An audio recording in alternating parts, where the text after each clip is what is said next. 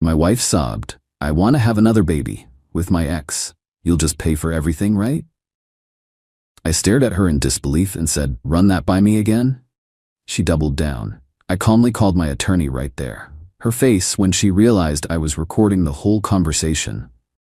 I, 34 male, have been married to my wife 32 for 6 years. We have a 4-year-old son together. Until 3 weeks ago, I thought we had a solid marriage. Not perfect, but good. We communicated, we laughed, we planned futures. Then she dropped a bomb that I'm still processing. Quick background. My wife has a daughter, now 9, from her previous relationship. Her ex ended things when their daughter was about 2 years old because he wasn't ready to be a father. Classic deadbeat move. He paid minimal child support, showed up maybe twice a year for birthday parties, and basically treated fatherhood like an optional subscription service he kept forgetting to cancel. When I came into the picture, I stepped up. I've been that little girl's dad in every way that matters for 5 years. School pickups, homework help, dance recitals, the whole thing. Her bio dad is basically a stranger who sends a card at Christmas with a 20 inside. So 3 weeks ago, my wife sits me down after the kids are in bed. She's been acting weird for about a month, secretive phone calls, stepping out to clear her head, that kind of thing. I figured she was stressed about work. Nope. She starts crying. Not sad crying, more like nervous crying, like she knew what she was about to say was insane but was gonna say it anyway. I need to tell you something, and I need you to keep an open mind. Okay. I've been talking to my ex about our daughter. My stomach dropped. Talking how? Just reconnecting. He's changed. He wants to be more involved in her life. I took a breath. Look, I don't love that idea, but if the guy genuinely wants to step up for his kid, that's ultimately good for her. Okay, we can figure out a visitation schedule or something. That's not all. Here it comes. He and I have been talking about having another baby together. I actually laughed, like out loud, because surely she was joking. What? He wants to give our daughter a full sibling, someone who shares both her parents. And I think I want that too. I stared at her. The crying intensified. He'll still be our son's father. Nothing changes with him, but I want to give my daughter what she deserves, a real family with her real father. Run that by me again? I know it sounds crazy. It doesn't sound crazy. It is crazy.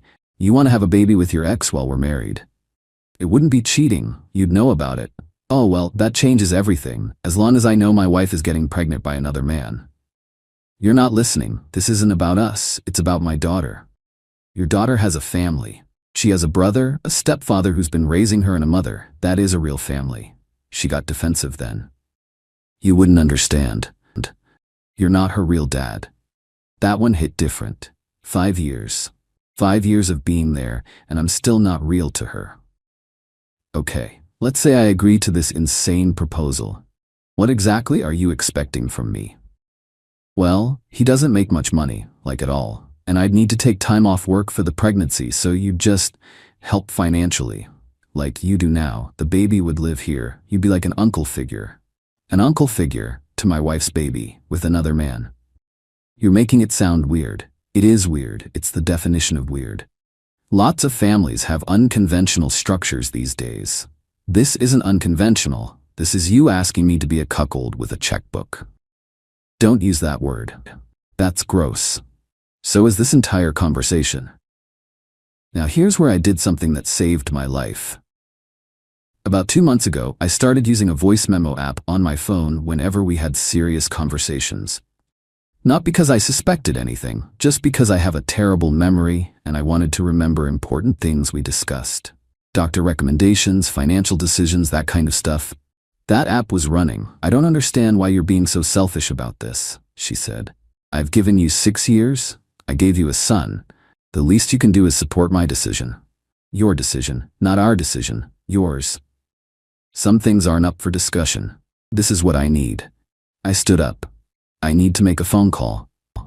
To who? I pulled out my phone and dialed my attorney. Yeah, I have an attorney. We used him for our wills and some property stuff. Figured he'd know someone for this. Hey, it's me. Sorry to call so late. I need a referral for a divorce attorney, tonight if possible. My wife's face went white. What are you doing? I held up a finger. 1 second. My attorney gave me a name, said he'd text the number. I thanked him and hung up. You're overreacting, she said. I haven't even done anything yet. Yet. T-word. You just told me you want to get pregnant by your ex and have me foot the bill. That's enough. I didn't say I was definitely going to do it. I said I was thinking about it. And I'm definitely thinking about divorce. Funny how that works. Then I told her something that made her go from pale to gray. By the way, I've been recording this conversation. Voice memos. Just so we're clear about what was said tonight. She stared at my phone like it was a loaded weapon. You can't do that. That's illegal. One-party consent state. Look it up. She started screaming then. Actually screaming. About betrayal, about privacy, about how I'd trapped her. I just stood there and let her burn herself out. When she finally stopped, I said, I'm sleeping in the guest room tonight. Tomorrow we're going to have a very different conversation with lawyers. Update 1. 1 week later. So things escalated. Shocker. After that night, I contacted the divorce attorney my guy recommended. Sat down with her 2 days later, played the recording, and her exact words were, well, that's certainly a new one. She explained what I was looking at. 6 years of marriage, 2 kids, 1 mine biologically, 1 I've been raising, assets accumulated during marriage, including our house. The division wouldn't be clean or fun. But she said the recording was gold, not necessarily admissible in court depending on circumstances, but incredibly useful for settlement negotiations. No judge is going to look kindly on a woman who asked her husband to finance her pregnancy with an ex, she said. This gives you leverage. Meanwhile, at home, my wife had launched a full campaign. First, the tears. Constant tears. I made a mistake. I wasn't thinking clearly. Can't we just forget I ever said it? You weren't confused. You had a whole plan. You'd clearly been thinking about this for a while. I was vulnerable. He manipulated me. So you're the victim now. Got it. Then came the family pressure. Her mother called me. This woman has never liked me. I wasn't good enough for her daughter, apparently, despite being the one who actually stuck around and raised her granddaughter. You need to forgive her. Marriages go through rough patches. Ma'am, with respect, your daughter asked me to pay for her to have a baby with another man. That's not a rough patch. That's an exit sign. She was just exploring her feelings. Marriage is about compromise. Ma'am, she didn't ask me to compromise on vacation destinations or paint colors. She asked me to finance her having another man's child while remaining married to me. There's no compromise position there. None. You men are all the same, so rigid, so unwilling to grow. If growing means accepting my wife getting pregnant by her ex, I'll stay exactly the size I am, thanks. She called me cold, heartless, and, my personal favorite, emotionally unavailable. Then hung up. Her sister got involved too. Showed up at our house uninvited while my wife was at work. You're really going to destroy your family over this? I'm destroying the family? Your sister wants to start a second family with her ex while I fund the whole operation. I'm just responding to that. She said she didn't mean it like that, she was just thinking out loud. Thinking out loud about getting pregnant by another man, finding a fertility clinic, expecting me to pay for everything, and having me be the uncle figure to the kid. That's a lot of detail for thinking out loud. You're twisting her words. There's audio. I know exactly what her words were. Her sister's face changed. You recorded her? Sure did. That's disgusting. You violated her trust. She violated our marriage vows, but go off. This is exactly why she needs her real family around her. You've never understood her. I understood her fine for 6 years. What I didn't understand was that I was just a placeholder until her ex decided to come back. She left. I assume she reported back because my wife came home that night with a completely different strategy. Righteous anger. You're trying to destroy me, she said. You recorded a private conversation to use against me in court. I recorded a conversation where you asked me to fund your affair, baby. Slight difference. It wouldn't have been an affair. I told you about it. That's not the defense you think it is. I want that recording deleted. No. I'm serious. Delete it, or I'll tell everyone you're an abusive, controlling husband who records his wife without consent. I actually smiled at that one. Go ahead, and I'll play the recording for anyone who asks. Let's see whose story people believe. She didn't have a response to that. The next few days, she tried different tactics. Love bombing. Suddenly she was cooking my favorite meals, being extra sweet, suggesting date nights. When that didn't work, she weaponized the kids. She started telling our son that Daddy might be going away for a while. He's 4. He started crying every time I left for work, asking if I was coming back. That broke me, not gonna lie.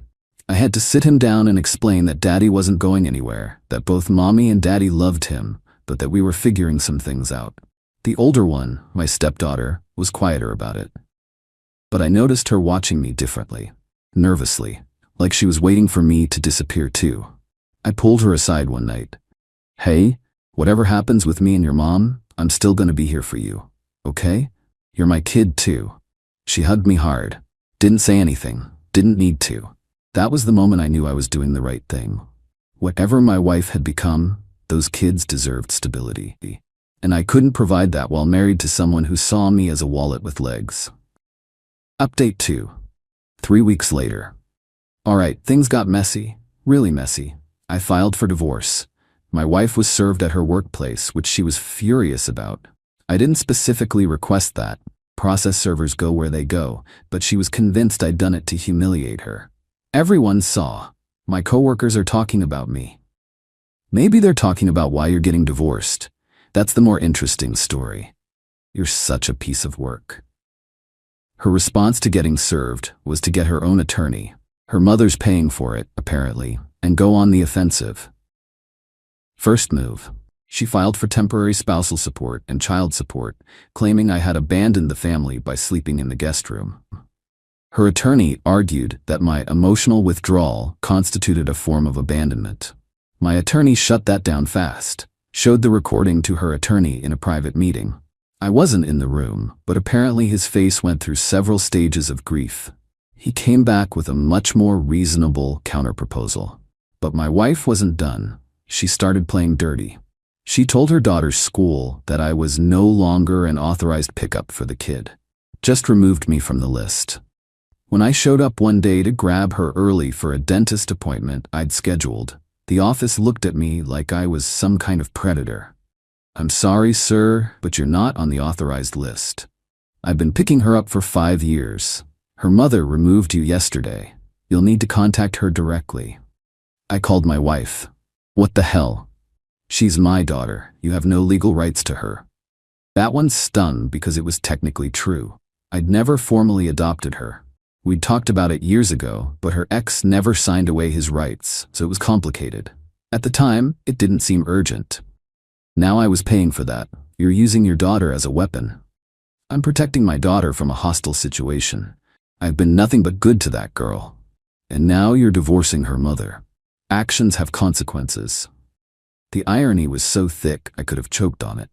The next move was financial. We had a joint credit card for household expenses. She maxed it out, $8,000 in 2 weeks. Designer bags, spa treatments, and, here's the kicker, a consultation fee at a fertility clinic. Yeah, she was still planning to have that baby. I froze the card. She called screaming, "You can't just cut me off." I just did. That card was for groceries and gas, not Gucci bags and baby consultations with your ex. That's my money too. Take it up with your attorney. Her mother got involved again, called me 36 times in one day. I stopped answering after the 3rd voicemail, which consisted of her calling me every name in the book and promising I'd regret this for the rest of my life. Around this time, her ex entered the picture directly. He'd been a ghost up until now, but apparently my wife told him everything, and he decided to weigh in. He showed up at my office, just walked right in during lunch hour. We need to talk. I looked at this guy, the one who abandoned his daughter for 7 years, the one my wife wanted to have another baby with, the one who thought he could waltz back in and claim what I'd built, and I felt nothing but contempt. No, we don't. Look, man, I get that you're upset, but what happens between me and her isn't really your business anymore. She's still my wife until the papers are signed. Not for long, from what I hear. And once that's done, she's fair game. We've got plans. Big plans. I just figured you'd want to know so you can stop fighting it. Plans that include what, exactly? You making minimum wage while she raises 3 kids? Because that math doesn't add up, buddy. His face twitched. I'm between opportunities right now. You've been between opportunities for 9 years. At what point does that just become unemployment? You don't know anything about my situation. I know you didn't pay child support half the time. I know you missed your daughter's first day of school, her first dance recital, her surgery when she got her tonsils out. I know you're standing in my office acting like you won something when all you did was catch a woman desperate enough to blow up her life for a fantasy. He stepped closer. Watch your mouth. I didn't flinch. Get out of my office before I call security. And good luck with those big plans. You're gonna need it. He left, but not before throwing one more gem. She was always too good for you anyway. I called my attorney immediately after, documented everything, added it to the file. Update 3. Final update, 2 months later. This is the last update. Things are settled enough that I can finally breathe. The divorce is finalized. It wasn't pretty, but it's done. Here's how it shook out. The house was the big fight. We bought it during our marriage and had both names on the deed. She wanted to keep it. I wanted to sell it and split the proceeds. Her argument was that the kids needed stability, that ripping them from their home was cruel. My attorney's counter-argument was that she'd already destabilized the family by, planning to have a baby with her ex. The recording came up again. Her attorney tried to get it excluded, but even without it being formally admitted, the judge had seen enough of the overall picture. Final ruling, house gets sold. Proceeds split 55 to 45 in her favor because of the children. I was bitter about that 5%, but my attorney told me to take the win. You're walking away clean. That's rare for men in divorce court. She's right. I've seen guys get absolutely destroyed. Losing 45% of a house sale was the best case scenario. Child support for my son was straightforward. Calculated based on income, shared custody arrangement. I'll pay a reasonable amount. No complaints there. He's my kid, and I want him taken care of. Spousal support was the fight. She wanted 3 years of alimony. Her argument was that she'd sacrifice career advancement to raise the children. My attorney presented financial records showing that I'd been the primary earner the entire marriage, that I'd paid for her to go back to school 2 years ago, and that she was perfectly capable of supporting herself. We also submitted a log of the credit card spending spree, including that fertility clinic consultation. The judge was not impressed. Final ruling, 12 months of rehabilitative alimony at a reduced rate. After that, she's on her own. Her mother was apparently in the courtroom for the final hearing. She stood up and called me a monster, loud enough for everyone to hear. The bailiff escorted her out. I didn't react. At this point, her family's opinion of me is somewhere below the Mariana Trench, and I couldn't care less. Now here's where the story gets its ending. Remember the ex? The guy who showed up at my office talking about fair game? 2 weeks after the divorce was finalized, I got a call from my stepdaughter's school. Emergency contact. They couldn't reach her mother. I rushed over. My stepdaughter was fine, just had a fever and needed to go home. But she looked terrified when she saw me. I thought you weren't allowed to pick me up anymore. Your mom put me back on the list. It's okay. She started crying. Not from the fever, from relief. My mom says I have to go live with my dad sometimes now. She says he's going to be around more. My heart sank. How do you feel about that? I don't want to. I don't know him. He's like a stranger. I held her hand. Whatever happens, I'm still here. You can call me whenever you need to. Okay? Promise? Promise. I took her home, to my wife's new apartment. The house had sold, and she'd moved into a 2-bedroom place across town. When I dropped off my stepdaughter, my ex-wife was there with her ex. They were arguing, loudly. Through the door I could hear, "You said you wanted this. You said you wanted to be a family." I wanted to try, okay? But this is a lot. The kid, the divorce stuff, you being stressed all the time. I left my husband for you. I never asked you to do that. I knocked. The arguing stopped. My ex-wife opened the door, mascara running down her face. "She's got a fever," I said, handing over our stepdaughter. The school called. My ex-wife didn't say anything, just took the kid and closed the door. Her ex was already putting on his jacket. I saw him through the window as I walked to my car. He was on his phone, walking the other direction, leaving again. Probably had another woman on the line already. Some people never change. I found out later from mutual acquaintances what happened after. He bounced within a week of moving in with her. Apparently living with a newly divorced woman and her 2 kids was too much pressure. He wanted the fantasy, the idea of a family, not the actual work of having one. Classic. My ex-wife tried to get back together with me exactly once. She sent a long text about how she'd lost herself and made mistakes and hoped we could find our way back to each other eventually. I didn't respond. There was nothing left to say. That was 3 weeks ago. I've got my son half the time now, week on, week off. He's adjusting. It's hard, but he's a resilient kid. He asks about his mom a lot. I tell him she loves him and that he'll see her soon. I keep my opinions to myself. He doesn't need to carry my baggage. My stepdaughter texts me almost every day. Memes, mostly. Sometimes questions about homework. I answer every single one. I might not have legal rights to her, but she's still my kid in every way that matters. I've told her that if things ever get bad at her mom's place, she can call me. I've documented everything, talked to my attorney about options. If her mother's life becomes too chaotic, I want to be ready to step up.